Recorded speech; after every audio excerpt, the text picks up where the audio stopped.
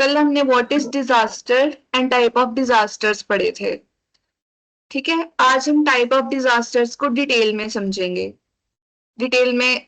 अच्छा, आप लोगों को कौन कौन से डिजास्टर्स याद है जो हमने कल पढ़े थे, नेचुरल एंड मैन मेड?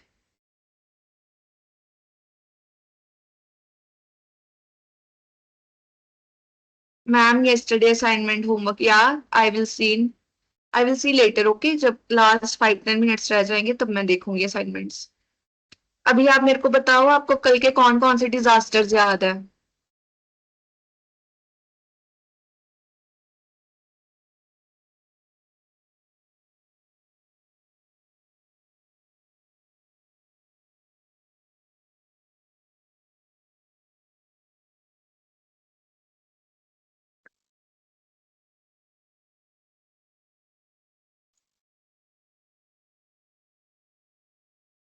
चलो ठीक।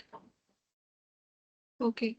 सो इस सेशन के ऑब्जेक्टिव है, इसमें आप डिफरेंट टाइप्स ऑफ डिजास्टर पढ़ोगे, आप उनके कॉज पढ़ोगे कि अगर अर्थक्वेक आता है तो अर्थक्वेक क्यों आता है।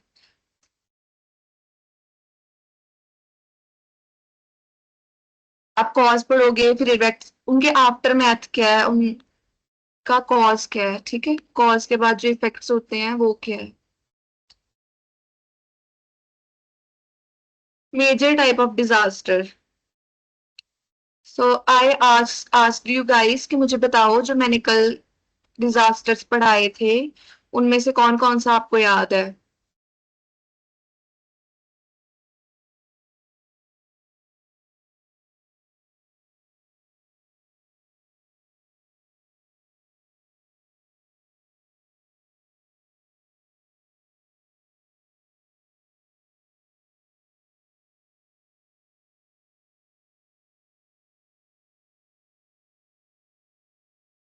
Chat is turned of.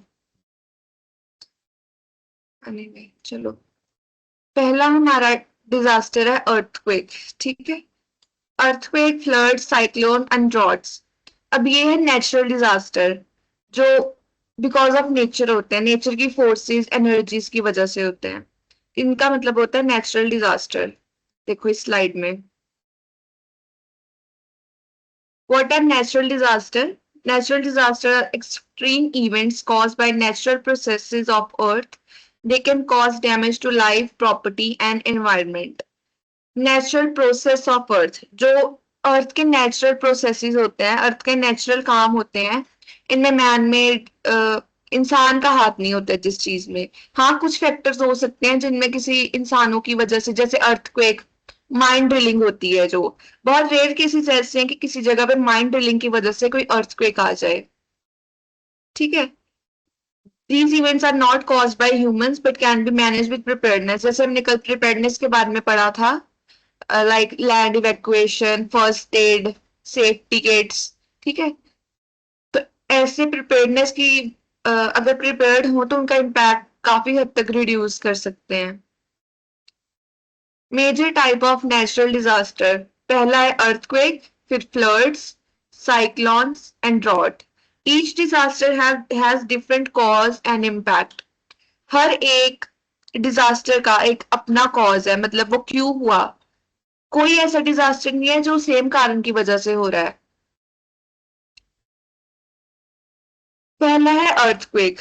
अब अर्थक्वेक तो आप सबने एक्सपीरियंस करा होगा। अर्थक्वेक का मतलब है जब लैंड शेक करने लग जाए।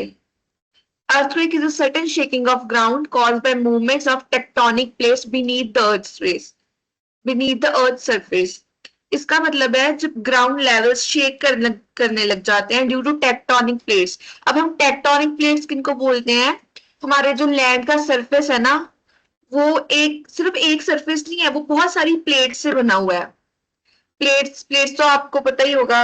प्लेट्स, टाइल्स, अगर आपने कभी अगर टाइल्स देखी होंगी, मल्टीपल बहुत सारी टाइल्स, तो ऐसे ही हमारे अर्थ का सरफेस है, ये बहुत सारी टाइल्स प्लेट से बना हुआ है।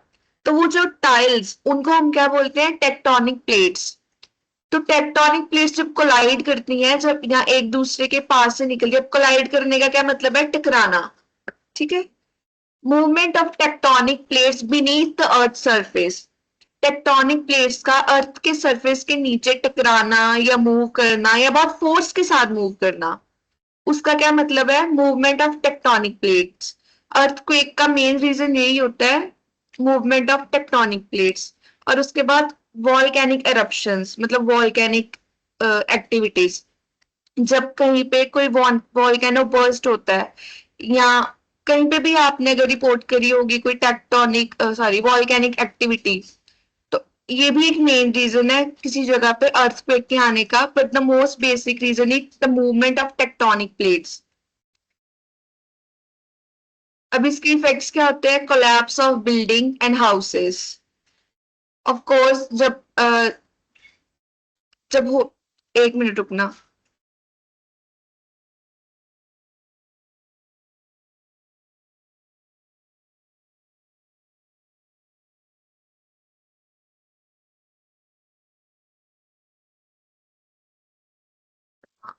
अब इसके इफेक्ट क्या है? आपने बहुत बार देखा होगा जब अर्थक्वेक्स आते हैं तो क्या होता है, अगर तो बहुत ही ज्यादा फ्रीक्वेंसी, अब अर्थक्वेक अलग अलग फ्रीक्वेंसी के होते हैं, हर बार सेम तरह का सेम फ्रीक्वेंसी का अर्थक्वेक नहीं आएगा।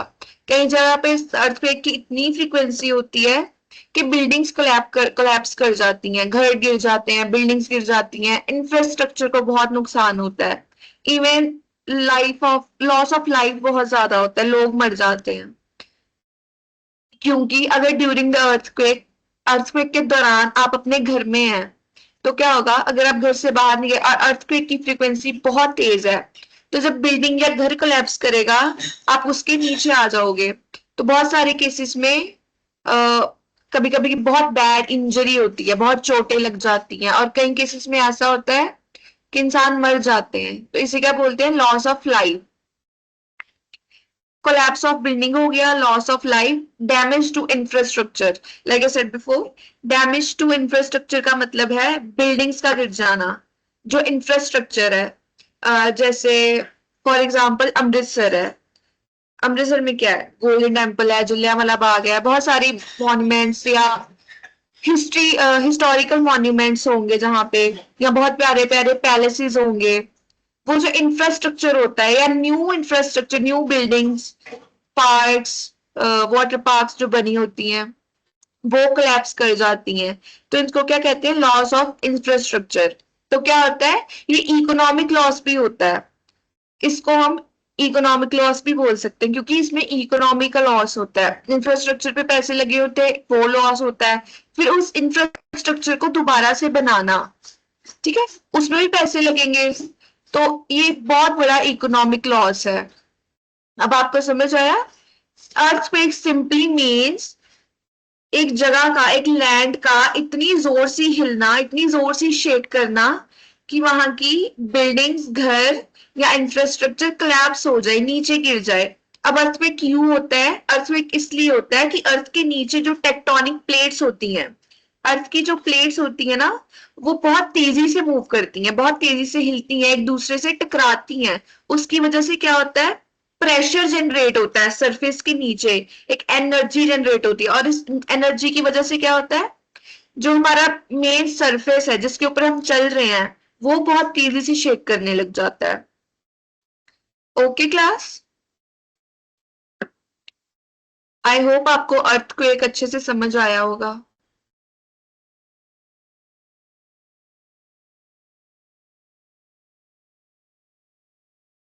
चलो, अब हम फ्लड्स पढ़ते हैं। फ्लड्स का क्या मतलब है? फ्लड्स का बेसिक मतलब यही है, किसी जगह पे, किसी रीजन में इतना पानी आ जाना कि उसको कहीं स्टोर ना किया जाए। ठीक है, इसका मेन कॉज यही होते हैं हैवी रेनफॉल्स। आपने सुना होगा, न्यूज में बहुत देखा होगा, लास्ट मॉनसून क्या हुआ था? हिमाचल, उत्तराखंड और पंजाब में बहुत बहुत बारिश हुई थी। ऑलमोस्ट 1 मंथ बारिश रही थी, और उसकी वजह से क्या हुआ था? बहुत फ्लड आया था नॉर्दर्न रीजन में। आई डोंट नो अगर बिहार में थे, I am not sure about that, but यहाँ पंजाब में, हिमाचल में, उत्तराखंड में बहुत फ्लड्स थे। आई डोंट नो ये मीटिंग की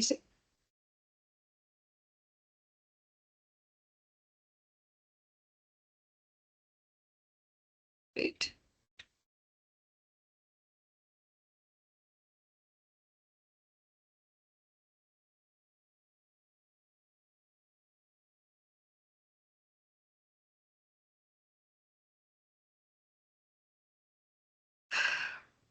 रिवर ओवरफ्लो। रिवर ओवरफ्लो क्यों होगा? जब बहुत सारा रेनफॉल होगा तो रिवर्स का जो सरफेस होता है, जो मतलब रिवर्स का जो लेवल होता है ऑलरेडी फिल है, और अगर बहुत सारी रेनफॉल हो रही है तो रिवर क्या करते हैं, उस वाटर को होल्ड नहीं कर पाते, तो वो पानी रिवर से बाहर आ जाता है। ठीक है। पुअर ड्रेनेज सिस्टम है, जो सीवरेज सिस्टम होता है, ड्रेनेज सिस्टम होता है, अगर वो अच्छा नहीं है तो वो होल्ड नहीं कर पाएगा ज्यादा पानी को, तो वो क्या होगा, वो ड्रेनेज सिस्टम से, सीवरेज से सारा पानी बाहर आ जाएगा। ठीक है।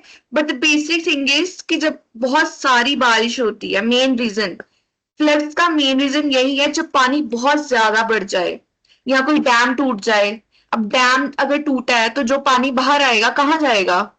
सिटीज में ही जाएगा, गलियों में ही जाएगा, सड़कों पर ही जाएगा, है ना? तो ये main basic reasons, basic causes होते हैं फ्लड्स के। अब इसके इफेक्ट्स क्या है? डैमेज टू क्रॉप, है ना? आपने देखा जब फ्लड्स आते हैं तो किसान कितना परेशान होते हैं, क्योंकि उनके फ्लड्स, उनके क्रॉप्स डैमेज हो जाते हैं, सब टूट जाते हैं, सब खराब हो जाते हैं, घर टूट जाते हैं। कभी कभी पानी का बहाव इतना तेज होता है, उसका प्रेशर, क्योंकि आपको पता है पानी का बहुत प्रेशर होता है, तो उसका प्रेशर इतना तेज होता है ना कि घर टूट जाते हैं, घर बह जाते हैं, दुकानें बह जाती हैं। आपने मूवीज में भी देखा होगा। Water contamination. ठीक है। अब जो पानी, अगर पानी सीवरेज से भी आ रहा है, रिवर से भी आ रहा है, बहुत सारे सोर्सेज से आ रहा है, तो वो पानी क्या होगा, कंटेमिनेटेड होगा। ड्रेनेज सिस्टम वाला पानी तो वैसे ही कंटेमिनेटेड होता है। कंटेमिनेटेड होने का मतलब है जिसमें टॉक्सिन्स होते हैं, गंदगी होती है। ठीक है। अब क्या होता है, जब बारिश होती है तो बहुत सारा पानी रोड्स पे इकट्ठा हो जाता है। अब मॉनसून में देखोगे आप, गर्मी के मौसम में देखोगे ना, कभी बारिश हुई होगी और पानी अगर इकट्ठा हो गया होगा तो उसके ऊपर क्या होता है, बहुत सारे मच्छर, बहुत सारे कीड़े बैठने लग जाते हैं, तो उसकी वजह से क्या होता है, बहुत सारे डिजीज स्टार्ट हो जाते हैं। वो इन्वायरमेंट को भी कंटेमिनेट करते हैं, हमारी हेल्थ को भी खराब करते हैं। ठीक है। Displacement of people. Displacement of people का मतलब है evacuation of land. Evacuation of land means जब कोई डिजास्टर आए, डिजास्टर के पहले या डिजास्टर के बाद उस जगह को खाली कर देना। ठीक है। एक पर्टिकुलर लैंड है अगर, जैसे फॉर एग्जांपल उत्तराखंड के किसी गांव में बाढ़ आनी है, अगर पहले से पता होगा कि बाढ़ आनी है तो जो सिक्योरिटी होगी, ये गवर्नमेंट होगी उस रीजन की, सेंट्रल या स्टेट जो भी, वो क्या करेगी, उस लैंड को इवैक्यूएट कर देगी, मतलब वहां के जो लोग हैं उनको वहां से निकाल के किसी सेफ जगह पे रख देगी। इसको क्या बोलते हैं, displacement of people, dislocation of homes. Dislocation of homes मतलब अपनी जगह पे, अपनी अपना घर छोड़ के किसी और जगह पे रहना। ओके, तो इसको समराइज में कर देती हूँ आपके लिए। फ्लड्स का मतलब सिंपली ये है, जब बहुत सारा पानी इकट्ठा हो जाए कि हमारी रिवर्स या ड्रेनेज सिस्टम उसको होल्ड ना पर कर पाए, तो वो सारा पानी क्या आता है, रिवर से, ड्रेनेज सिस्टम से बाहर आ जाता है। या एक मैनमेड फैक्टर अपने याद रखना, डिफॉरेस्टेशन। बहुत सारी बारिश होती है तो पेड़ों का क्या काम होता है, पेड़ों की जो जड़ें होती है ना, वो उस पानी को एब्जॉर्ब कर लेती हैं, और अगर पेड़ ही नहीं होंगे तो वो पानी कौन एब्जॉर्ब एब्जॉर्ब करेगा, कुछ भी नहीं कर पाएगा, तो वो पानी इसलिए फिर गलियों में, घरों में, सड़कों पे आ जाता है। इससे क्या होता है, इसके बेसिक जो मेन इफेक्ट्स हैं, डैमेज ऑफ क्रॉप्स, क्रॉप्स को बहुत डैमेज होता है। इकोनॉमिक हेल्थ किसान की, फार्मर्स की खराब होती है, बिकॉज उनका क्रॉप ही खराब हो गया, जो उनकी बेसिक सोर्स ऑफ इनकम है, जिससे वो पैसा कमा रहे हैं, वही खराब हो जाते हैं। वाटर कंटेमिनेशन, पानी गंदा हो जाता है, जो पीने वाला अगर पानी है भी तो वो भी खराब हो जाएगा। डिस्प्लेसमेंट ऑफ पीपल, लोगों को एक जगह से दूसरी जगह पे लेकर जाना। तो अब हमने क्या पढ़ा? अर्थक्वेक पढ़ा, फ्लड्स पढ़े, अर्थक्वेक के कॉज इफेक्ट पढ़े और फ्लड्स के कॉजेस और इफेक्ट्स पढ़े।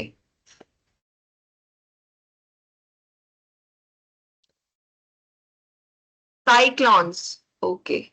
साइक्लॉन्स हमारे इंडिया में तो इतने कॉमन नहीं है आई गेस। ठीक है, अब साइक्लोन का क्या मतलब है? साइक्लोन ऐसा होता है जब cyclone are powerful strong strong winds and heavy rain usually formed over oceans. आपने देखा होगा, आपने पिक्चर्स में मूवीज में देखा होगा, ओशन या सी जो होती है उसके ऊपर एक गोल सा ऐसे चक्कर बन जाता है और वैसे डीप होता है काफी। पता नहीं आपने देखा होगा कभी या नहीं। ऑफ कोर्स रियलिटी में तो नहीं देखा होगा, किसी पिक्चर में या किसी इमेज में देखा होगा। तो वो क्यों होता है? जब ओशन का पानी बहुत ज्यादा गर्म हो जाए और पानी गर्म हो जाए, प्रेशर कम हो जाए, एयर का जो प्रेशर होता है वो डिक्रीज हो जाता है, ठीक है, और बहुत तेज हवा चल रही है। 3 पॉइंट से याद रखना, इसका कॉज, मेन कॉज क्या है?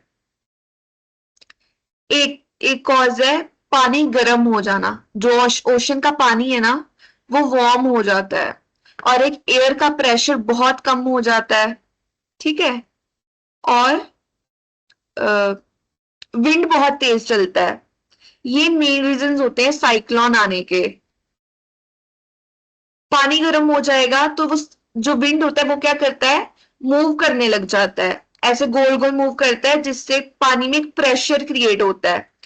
पानी में, पानी के नीचे एक प्रेशर क्रिएट होगा, तो वो प्रेशर क्या करेगा, वो जो ऊपर वाली एयर है वो अपने अंदर खींचेगा, ठीक है।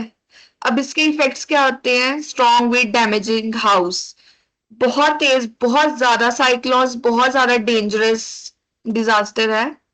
आ, पता नहीं कहाँ किस जगह की वीडियो थी, मैंने काफी टाइम पहले यूट्यूब पे देखी थी, मुझे याद नहीं है वो किस जगह का था, बट वहां पे भी कोई रिकॉर्ड कर रहा था। तो वो साइक्लोन इतनी तेजी से हवा चल रही थी ना, वो साइक्लोन तो पानी में बन रहा है पर उसका इफेक्ट बहुत दूर तक जाता है। आसपास की कोई विलेज या कोई सिटी होगी अगर, तो उसकी उसका जो विंड है, बहुत इतना प्रेशर होता है विंड में, इतना तेज हवा चल रही होती है, तूफान आ रहा होता है कि वो आसपास के घरों को तोड़ देता है, ठीक है। Heavy rainfall causing floods, heavy rainfall होती है उससे फ्लड, जैसे हमने पिछली स्लाइड में पढ़ा था कि फ्लड्स क्यों आते हैं, बिकॉज ऑफ हैवी रेनफॉल। तो इसका भी एक फैक्टर है कि हैवी रेनफॉल से साइक्लोन्स भी आते हैं, क्योंकि जब हैवी रेनफॉल होगी तो, शिवानी अपना माइक ऑफ कर लो, किसी का माइक ऑन था आई गेस। चलो, हाँ, हैवी रेनफॉल कॉजिंग फ्लड्स, पता नहीं है इसमें क्यों है इसका इफेक्ट, लास्ट पीपीटी में होना चाहिए। Anyway, loss of life and property. अब कोई भी डिजास्टर है उसमें एक पॉइंट तो क्लियर रहेगा, 2 पॉइंट्स क्लियर रहेंगे। लॉस ऑफ लाइफ, बहुत लोग मर जाते हैं, बहुत सारी जानों का नुकसान होता है ऑलमोस्ट हर डिजास्टर में, चाहे वो मैन मेड डिजास्टर है या नेचुरल डिजास्टर में है, ये दो चीजें कॉमन रहेंगी। Loss of life, property damage, economic loss, infrastructure damage,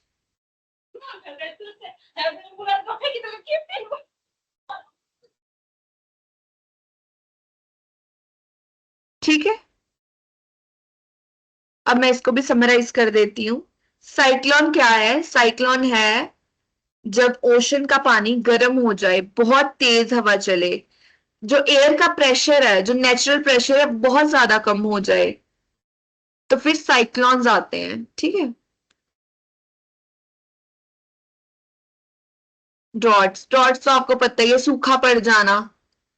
drought is a long period with little or no rainfall leading to water shortage। कोई ऐसा रीजन है जहां पे बहुत सालों से या बहुत टाइम से बहुत कम बारिश हुई है, बहुत कम बारिश हुई है, बारिश हुई नहीं है, तो उस जगह पे क्या होगा, सूखा पड़ जाएगा। अब राजस्थान के कुछ रीजन्स होंगे, जैसे डेजर्ट रीजन्स लगा लो आप।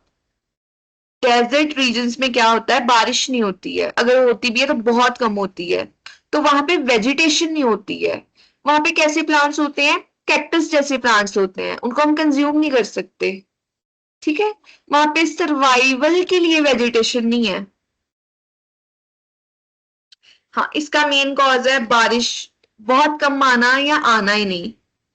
क्लाइमेट चेंजेस, जब किसी जगह पे बहुत देर से गर्मी ही है, गर्मी भी ऐसी है, मॉइस्चर नहीं है, बारिश बारिश के आने की ऐसे मतलब कंडीशंस नहीं है कि उस रीजन में बारिश आए, तो फिर क्या होते हैं, ड्रॉट्स होते हैं, बारिश नहीं पड़ती, सूखा पड़ जाता है, जमीन बंजर हो जाती है, रेतीला इलाका हो जाता है, या जमीन बिल्कुल सूख जाती है।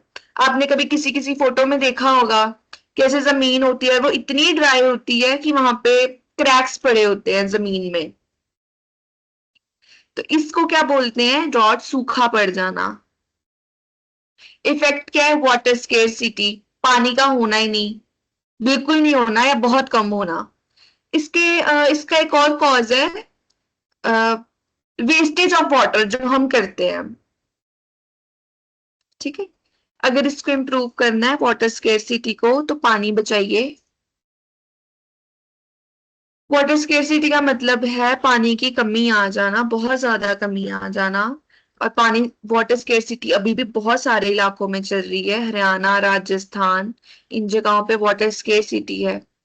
ठीक है, क्रॉप फेलियर, पानी नहीं होगा, बारिश ही नहीं होगी, तो क्रॉप्स कहाँ से आएंगे, खाने लायक वेजिटेशन नहीं होगी। वहां पे कैसी वेजिटेशन होती है, कैक्टस।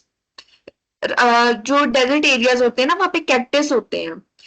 ये इसका भी एक बायोलॉजिकल रीजन है कि वहां पे कैक्टस क्यों होते हैं, क्योंकि कैक्टस की जो लीव्स होती है ना, वो ट्रांसल्यूसेंट होती हैं, वो थोड़ा पानी भी स्टोर, उनको या तो पानी की जरूरत ही नहीं पड़ती है, वो थोड़ा पानी भी स्टोर करके रखते हैं अपने स्टेम्स में, अपने लीव्स में। ठीक है, फूड शॉर्टेज, अब देखो, सिंपल सा रीजन है, बारिश ही नहीं होगी, पानी नहीं होगा अर्थ पे या उस लैंड पे, तो क्रॉप्स कहाँ से ग्रो करेंगे, क्रॉप्स ग्रो नहीं करेंगे तो फूड शॉर्टेज होगी, बेसिक है ना। तो वेजिटेशन, वेजिटेशन का मतलब होता है प्लांट्स, फ्रूट्स, वेजिटेबल्स जो हम कंज्यूम कर सकें, या किसी भी तरह के प्लांट्स किसी रीजन में, उसको वेजिटेशन बोला जाता है।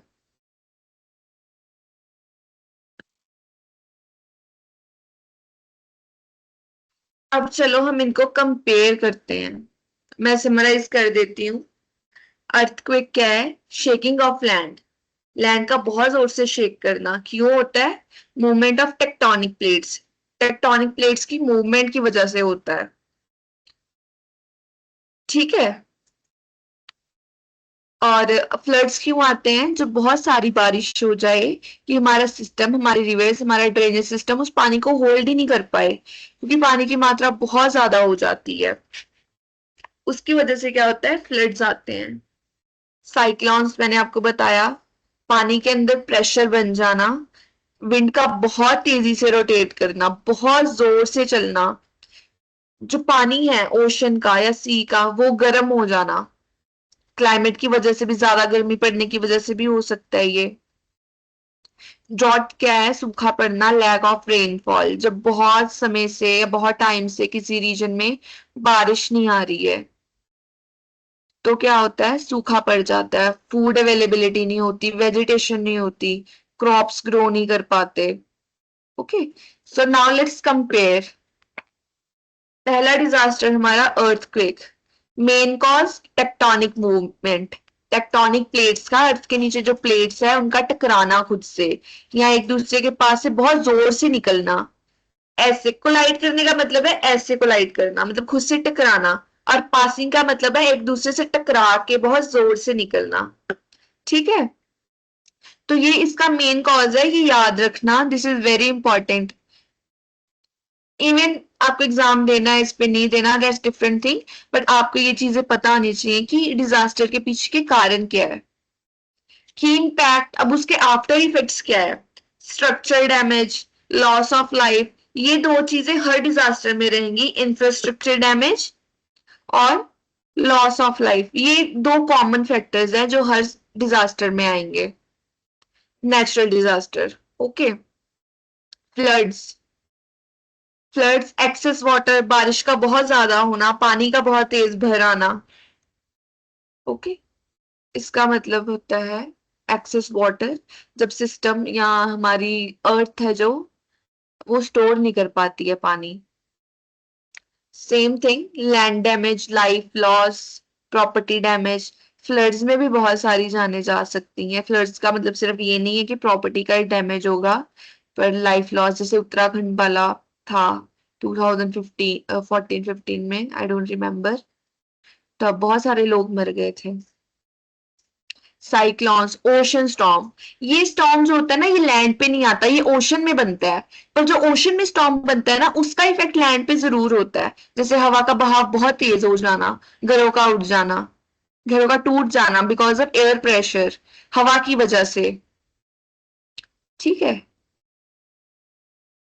Droughts, lack of rainfall, rainfall का बहुत कम होना या बिल्कुल ही नहीं होना। पानी नहीं होगा, क्रॉप्स नहीं होंगे, खाना नहीं होगा। इसका आफ्टर इफेक्ट क्या है? Loss of, sorry, food shortage, ठीक है। पानी कम नहीं होगा, पानी होगा ही नहीं तो क्रॉप्स कैसे ग्रो करेंगी? क्रॉप्स ग्रो करने के लिए तो पानी तो बेसिक चीज है, सबसे ज्यादा जरूरी है पानी। पानी और सनलाइट, अगर सनलाइट भी नहीं होगी तो क्रॉप्स फिर भी ग्रो नहीं करेंगे। इंपॉर्टेंस ऑफ अंडरस्टैंडिंग कॉज, अब इनकी इंपॉर्टेंस क्या है? एक तो अवेयरनेस होनी चाहिए सबको, ठीक है। इन चीजों के बारे में सबको पता होना चाहिए कि इनका रीजन क्या है। फिर अर्ली वार्निंग एंड प्रिडिक्शन, अगर आपको कॉजेस पता होंगे तो हमारा रडार सिस्टम क्या करता है, उन वो इशारों को या रीजंस को, उन कॉजेस को पहले से पता लग जाता है कि यहाँ इस जगह पे ये चीज हो रही है सरफेस के नीचे, तो इस जगह पे अर्थक्वेक आ सकता है, फ्लड्स आ सकते हैं या साइक्लोन आ सकता है। तो वो प्रिडिक्टेबिलिटी हो जाती है, तो इसकी वजह से क्या होता है, प्रिपेयर्ड रहते हो। या वैसे मेजरमेंट्स लिए जाते हैं कि लैंड इवैक्यूएट कर दो, किसी सेफ जगह पे पहुंचा दो, सो दैट लोग बच सके। अब इंफ्रास्ट्रक्चर तो मूव कर नहीं सकते, लोगों को तो मूव कर सकते हैं। रिड्यूसिंग डैमेज, डैमेज रिड्यूस होता है। अब अगर हम लोगों को, अगर एक जगह पे साइक्लोन आना है, फ्लड आना है, अर्थक्वेक आना है, तो अगर हम लोगों को उस जगह से निकाल के किसी दूसरी जगह पे रख दें या उनको वहां भेज दें या खुद लेके जाएं, तो क्या होगा, उसका इम्पैक्ट कम हो जाएगा। इंफ्रास्ट्रक्चर पे तो होगा, पर एटलीस्ट लोगों की लाइफ्स नहीं जाएंगी। तो इससे क्या होता है, डैमेज रिड्यूस होता है, जो डैमेज होना था उन लोगों का, वो डैमेज रिड्यूस हो जाता है। बेटर प्लानिंग एंड रिस्पॉन्स, अगर पता होगा तो प्लान बेटर कर पाएंगे। फर्स्ट एड का अरेंजमेंट पहले से हो सकेगा, लोगों को पहले उस एरिया से निकाल सकेंगे, है ना। तो इसीलिए इनको जानना, इनके कॉजेस जानना और अलर्ट रहना बहुत इंपॉर्टेंट है। देखो यहाँ पे की पॉइंट में लिखा है ना, awareness is the first step towards safety. इसका मतलब है अगर आपको पता होगा, इस चीज के बारे में नॉलेज होगी, तो आप ज्यादा सेफ रह सकोगे। Real life examples, real life examples, flood in different regions during monsoon. जैसे मैंने आपको एक एग्जांपल दी थी अभी, ये लास्ट ईयर जो मॉनसून हुए थे, वो एक रियल लाइफ एग्जांपल है। साइक्लोन्स अफेक्टिंग कोस्टल एरियाज, अभी जैसे कोस्टल एरियाज में क्या क्या है, मुंबई है, फिर अगर आप इंडिया के मैप के नीचे जाओगे कन्याकुमारी है। जो रीजन्स ओशन के साथ लगते हैं ना, उनको कोस्टल रीजन्स बोला जाता है। ड्रॉट्स इन ड्राई रीजन्स, जैसे राजस्थान के कुछ पार्ट्स, जैसे मैंने डेजर्ट डेजर्ट रीजन्स बोल रही थी, वो सब रियल लाइफ एग्जांपल हैं इन नेचुरल डिजास्टर्स की। अर्थक्वेक, अर्थक्वेक तो आप सबने एक्सपीरियंस किया होगा, किसी ने ज्यादा फ्रीक्वेंसी का एक्सपीरियंस किया होगा, किसी ने कम फ्रीक्वेंसी का एक्सपीरियंस किया होगा, बट आई एम श्योर सबने एक्सपीरियंस कभी ना कभी तो करा ही होगा।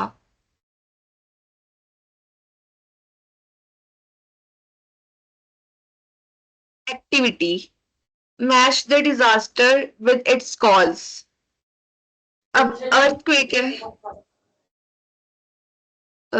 ठीक है, मैं जिसका जिसका नाम लूंगी ना, आप अपना अपने आप, मैं उनको असेस दूंगी माइक का, वो अनम्यूट करेंगे खुद को और आंसर देंगे।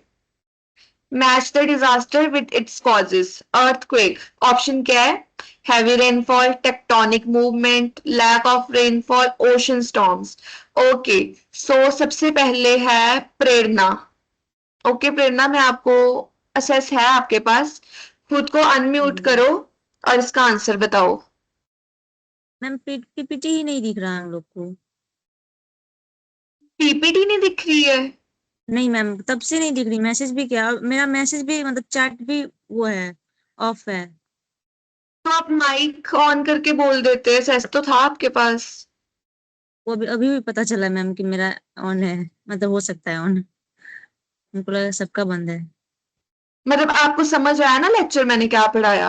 हाँ जी मैम, सारा समझ में आया, लेकिन पीपीटी नहीं, पूरा क्लास में पीपीटी नहीं दिख रहा था और मेरा चैट भी ऑफ है। ओके ओके, ठीक है।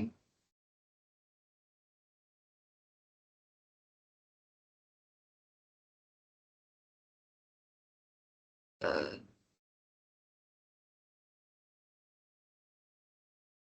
हाँ जी प्रेरणा, अब बताओ, दिख रहा है?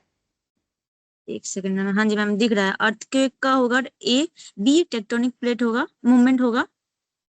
जी, एग्जैक्टली। अर्थक्वेक क्यों होता है? Tectonic tectonic. प्लेट्स की मूवमेंट की वजह से होता है। जो अर्थ सरफेस के नीचे टेक्टोनिक प्लेट्स लगी होती थोड़ी, ऑलरेडी एग्जिस्ट करती हैं शुरू से, तो वो जब हाँ जी। कलाइड करती हैं एक दूसरे के साथ, उसकी वजह से होता है। ठीक है, हाँ जी ma'am. Very very good Prerna. Okay, तो नेक्स्ट हमारे पास है floods. So we have Tabassum. Okay Tabassum, खुद को म्यूट करो और आप इसका आंसर दो फ्लड का।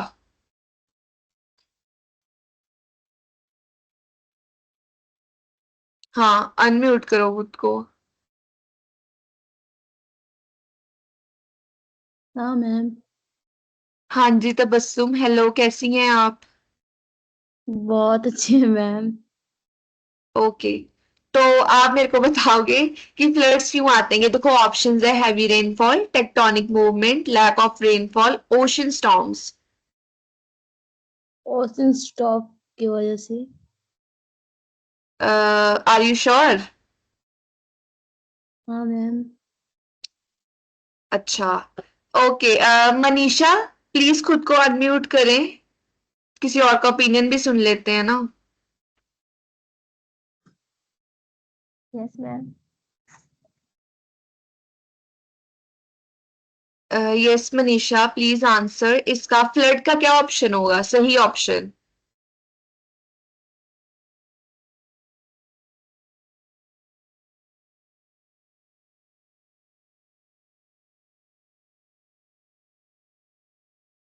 काजल सुहानी।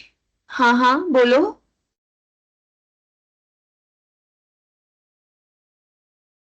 Ma'am B. डी? बी अच्छा, बी। बी? हाँ। नहीं, वो तो अभी प्रेरणा ने बोला ना, अर्थक्वेक, अर्थक्वेक का टेक्टोनिक मूवमेंट, वो तो अर्थक्वेक का आंसर है ना। आप मुझे फ्लड्स का बताओ, ये सेकंड वाला फ्लड। और इसका चलो, हेलो कोई बात नहीं। मैम, हेवी रेन होगा, रेनफॉल होगा। Heavy rainfall, exactly. Ziba, okay, yes Ziba, you are right. इसका आंसर होगा heavy rainfall. Tabassum, ocean storms का मतलब होता है साइक्लोन्स। ओशन स्टॉर्म्स की वजह से साइक्लोन्स आते हैं, और फ्लड्स का रीजन होता है हैवी रेनफॉल। जब बहुत ज्यादा बारिश होती है तब हाँ। फ्लड्स आते हैं, ठीक है? Yes yes ma'am, sorry ma'am. कोई बात नहीं। ओके, साइक्लोन, इसका आंसर तो मैंने पहले ही बता दिया आपको। चलो कोई बात नहीं। सो हमारे पास है कुदसिया।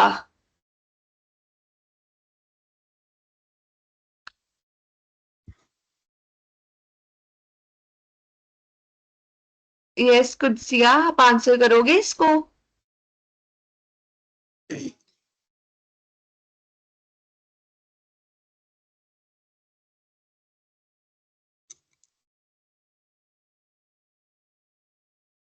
साइक्लोन को आंसर करना है। इसमें से क्या ऑप्शन आपको ठीक लग रही है?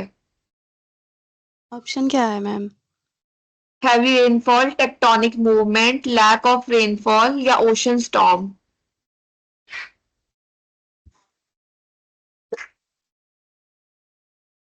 बी होगा। Tectonic movement?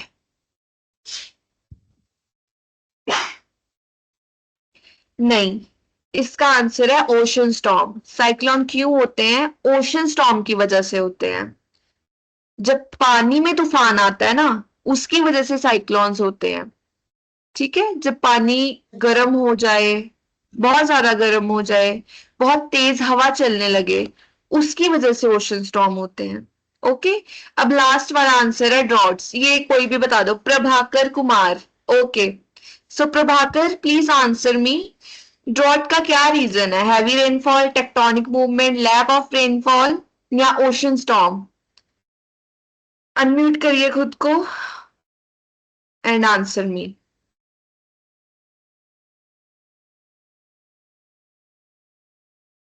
कोई भी आंसर कर दो, कोई भी अनम्यूट कर लो खुद को। मैम ड्राउट का टेक्टोनिक होगा लैक ऑफ मूवमेंट होगा रेनफॉल। ऑप्शन। एक एक करके बोलो, इकट्ठे बोलोगे तो मुझे समझ में नहीं आएगा। हाँ जी, क्या बोला जी आपने मैम। जीबा? जी मैम, डॉट का होगा टेक्टोनिक मूवमेंट, ऑप्शन बी। आप सबको मैम टेक्टोनिक मूवमेंट इतनी पसंद? हाँ हाँ, प्रेरणा बोलो। मैम ड्राउट का होगा lack of rainfall. Exactly Ziba, tectonic movement earthquake का रीजन है।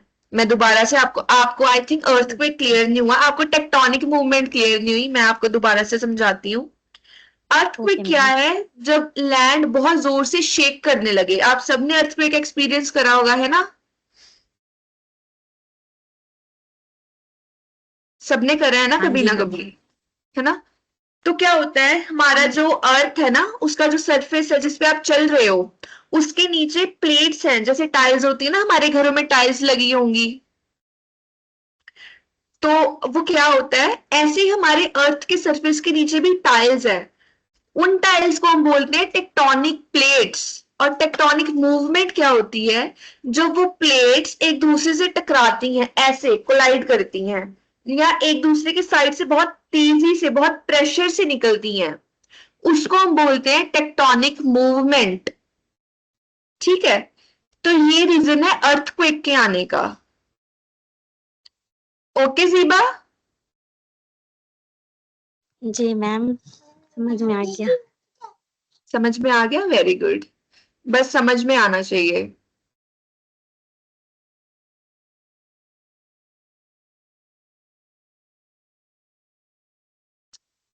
चलो अब डिस्कस करते हैं, अर्थक्वेक का कॉज क्या है। अभी मैंने अच्छे से आपको समझाया, आप मुझे एक पॉइंट में आंसर दे दोगे तो सफिशिएंट है।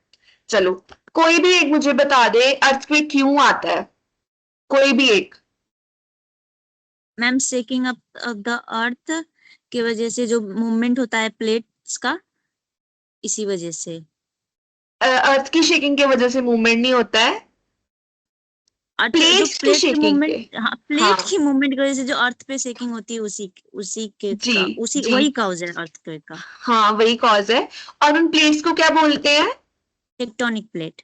Tectonic plates, very good. Floods क्यों आते हैं? ये तो बहुत इजी है, सबको पता होगा। वो फ्लड्स आते हैं ज्यादा रेनफॉल की वजह से या फिर डैम के टूट जाने से। ठीक है, अच्छा एक एक को ही समझ आ रहा है बस, और किसी का लेक्चर समझ में नहीं आया?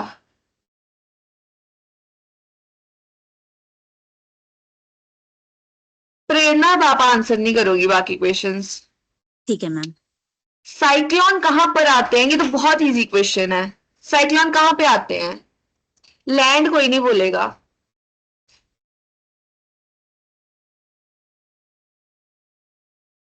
Okay, answer.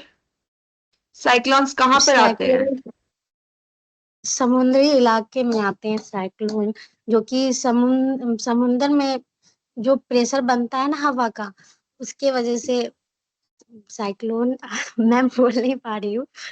उसकी कोई वजह बात से नहीं। उसकी वजह से साइक्लोन आता है। जी हाँ, जी साइक्लोन ओशंस में आते हैं, जो बहुत बड़ी जी वाटर बॉडीज होती हैं जहाँ पे बहुत ज्यादा पानी होता है जिसको हम नाप नहीं सकते। ठीक है, जी उसमें क्या होता है, जब पानी गर्म हो जाता है, वार्म हो जाता है, हवा बहुत तेज होती है, हवा का प्रेशर कम हो जाता है, एयर प्रेशर कम हो जाता है, पर पानी के नीचे प्रेशर बहुत ज्यादा हो जाता है। क्या होता है, हवा ऊपर प्रेशर कम हो जाता है और नीचे प्रेशर बहुत ज्यादा हो जाता है। इसकी वजह से साइक्लोन्स आते हैं और साइक्लोन ओशंस में आते हैं। Clear guys? मैम फिर से बताइए क्या बोल रही हो? मनीषा, हाँ जी, क्या बताऊं दोबारा से? आप इसी बारे में जो बोले मैम फिर से एक बार रिपीट कीजिए हमें। क्या? बोले एक बार फिर रिपीट कीजिए ना। पीपीटी दिख नहीं रही? आई मीन नहीं मैम दिख रही है, अभी जो आप समझाए ना वो उसके बाद फिर एक बार बताइए ना, सुनाई नहीं अच्छा, दिया था हमारी जाना वो सुनने समझ की। नहीं, अच्छा अच्छा, सुनाई नहीं दिया, ठीक है। तो मैं बता रही थी, हमारा क्वेश्चन था कि साइक्लोन ज्यादातर कहाँ पर आते हैं, किस एरिया में आते हैं, पानी में आते हैं या जमीन में आते हैं? तो आंसर क्या था इसका, ओशंस में आते हैं, बहुत बड़ी वाटर बॉडीज में आते हैं जहां पानी बहुत ज्यादा होता है। ठीक है, और साइक्लोन्स आते क्यों हैं? साइक्लोन्स इसलिए आते हैं जब ओशन का जो पानी है वो गर्म हो जाता है और हवा का प्रेशर बहुत ज्यादा कम हो जाता है, हवा बहुत तेज चलने लगती है, हवा, सिंपल हवा नहीं, विंड्स, जो तूफान होता है, बहुत तेज चलने लगता है। उस सब की वजह से क्या होता है, पानी के अंदर का जो प्रेशर है वो बहुत कम हो जाता है।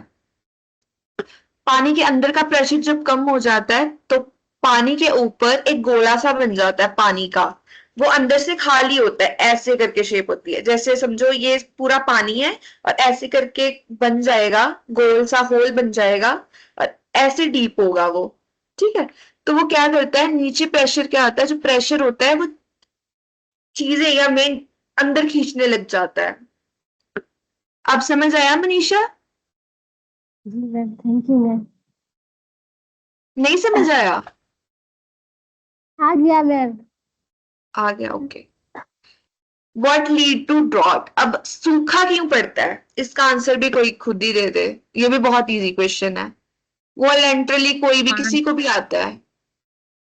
मैम बहुत समय तक अगर पानी नहीं बरसती तो वहां पे सूखा आ जाता है। हाँ, बहुत टाइम तक अगर बारिश नहीं होती है तो वहां पे सूखा पड़ जाता है। हाँ जी मैम। ठीक है, अब आपकी असाइनमेंट है, कोई एक नेचुरल डिजास्टर लेना, उसको डिफाइन करना, उसका कॉज लिखना और एक इफेक्ट लिखना। ठीक है, right in 150 to 200 words. My God, एक पेज जितना लिख लेना, ठीक है। इसका स्क्रीनशॉट ले लो सब। क्लियर मैम दिख कहाँ रहा है? मैम क्लियर नहीं आ रहा है। क्लियर नहीं आ रहा है, रुको मैं जूम कर देती हूँ। और अब दिख रहा है, अब देखो। नो मैम धुंधला नहीं दिख रहा। धुंधला सा है। धुंधला धुंधला सा है। हाँ मैम। मैम थोड़ा क्लियर कीजिए, मतलब जूम करने फ्रेश से नजर। जूम हो जाता है, एक बार करके देखो। अब देखो, हाँ ठीक है। थोड़ा और मैम, मैम थोड़ा और।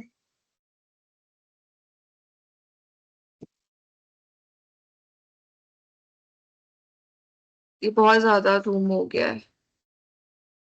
अब ठीक है। मैम ने नहीं एक आ रहा काम है। करो, एक काम करो, अगर क्लियर नहीं दिख रहा, मैं आपको बताती हूँ, आप कहीं पे लिख लो, अगर आपके पास कॉपी है या कॉपी नहीं है तो फोन में जो नोट्स होते हैं ना, वहां खोलो। सिंपल चीज है, कोई भी एक नेचुरल डिजास्टर लो, चाहे अर्थक्वेक लो चाहे फ्लड्स लो, उसका इसका कॉज लिखो, वो क्यों होता है और उसका क्या, वो कैसे डेंजरस है, हानिकारक क्या है, उसके इफेक्ट्स क्या है, बस ये लिखना है आपको। बोलिए। ठीक है, मैं दोबारा से बता रही हूँ। कोई भी नेचुरल डिजास्टर उठा लो, चाहे अर्थक्वेक है, चाहे फ्लड है, चाहे साइक्लोन है, जो आपको अच्छे से समझ आया हो, उसका रीजन लिखना और उसका इफेक्ट लिखना, बस बस ये करना है। और डिफाइन कर देना कि अर्थक्वेक क्या होता है, साइक्लोन क्या होता है, फ्लड क्या होता है। सब पे मत लिख कर आना, सिर्फ कोई एक topic. Okay ma'am. Okay. Ma'am ma'am, मेरा कल का क्लास छूट गया है। कल की क्लास छूट गई है? यस हाँ मैम, मैम कल हम मेरा ज्वाइन नहीं भी कर। है आपकी भी? कल का क्लास। तो हाँ रिकॉर्डिंग्स होंगी, आप वो रिकॉर्डिंग्स देख लेना। कहाँ पे जो मैम? सब्जेक्ट थोड़ा सा ये प्रॉब्लम हो गया था क्या हो गया? तो हम दूसरा क्लास सब्जेक्ट लेके जो है ना दिए थे कुछ और दे दिया कुछ और। आप सब ना एक एक करके बोलो, किसी के माइक में से बहुत डिस्टरबेंस आ रही है। पता मैं नहीं आपको मैम। ग्रुप, आप तो बोलिए। बोलो बोलो। बोल रहे थे मैम कि कल का असाइनमेंट भी होगा ना मैम, वो भी थोड़ा सा बता देते। कल जो असाइनमेंट थी, हाँ वो आपने करी है या आपसे नहीं हुई, समझ में नहीं आई? मैम ज्वाइन करेंगे तभी तो मिलेगा ना, ज्वाइन ही नहीं किए थे तो किसी के पास कैसे आएगा? मैम अच्छा लेकिन आपने, हमसे किया था और सब्जेक्ट के वजह से लेट हो गया था। मतलब हुआ क्या कि जो सब्जेक्ट दिए थे वो नहीं आया, किसी और दूसरा आ गया था, फिर उसके बाद चेंजिंग करवाए तो बोले कि हाँ हो गया है। ओ अच्छा, हाँ ठीक है। इसीलिए कल थोड़ा लेट हो गए थे मैम। ठीक है, कोई बात नहीं, कल की असाइनमेंट रुको,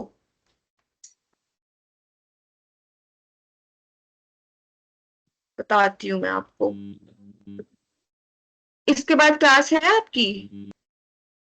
नो मैम। ये लास्ट क्लास है? यस मैम सर, ये जो हम लोग का मतलब सर, ये जो पढ़ा रहे हैं इंटेंसिव वाला, किसी एक में ही ज्वाइन कर सकते हैं मैम? समझ में नहीं आया मुझे, क्या बोला आपने? सर बोले थे किसी एक में ही, ये जो आप पढ़ा रहे हैं इंटर्नशिप वाला, जी, ये क्लास जो अलग अलग है ना सब्जेक्ट के, तो मैम किसी एक में ही ज्वाइन करके क्लास ले सकते हैं? आपने जो जो चूज करा है वही क्लासेस ज्वाइन करोगे आप बस?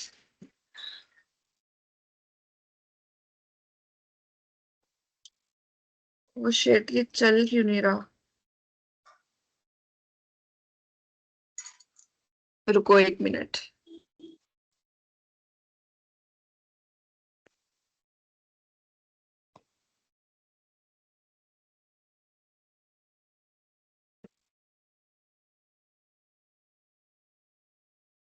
हाँ, सो आपकी कल वाली असाइनमेंट थी। कल वाली असाइनमेंट में आपको लिखना था कि डिजास्टर मैनेजमेंट इंपॉर्टेंट क्यों है, पर आपने वो क्लास नहीं लगाई कल वाली। तो आप वो असाइनमेंट रहने दो, क्योंकि आपने पढ़ा ही नहीं है, तो आप क्या लिखोगे, कैसे लिखोगे? तो जो लेक्चर रिकॉर्डेड है वो एक बार देखना, फिर अगर आपको समझ में आए तो आप असाइनमेंट लिखना, अदरवाइज मेरे से दोबारा क्लास में पूछना। ओके तो ओके मैम। बच्चों? ओके ठीक है मैम। ओके देन, मेरी क्लास है इसके बाद 6 बजे, तो मैं क्लास लीव कर रही हूँ, आप लोग भी लीव कर दो। बाय, टेक केयर, कल की क्लास में मिलेंगे। Thank you.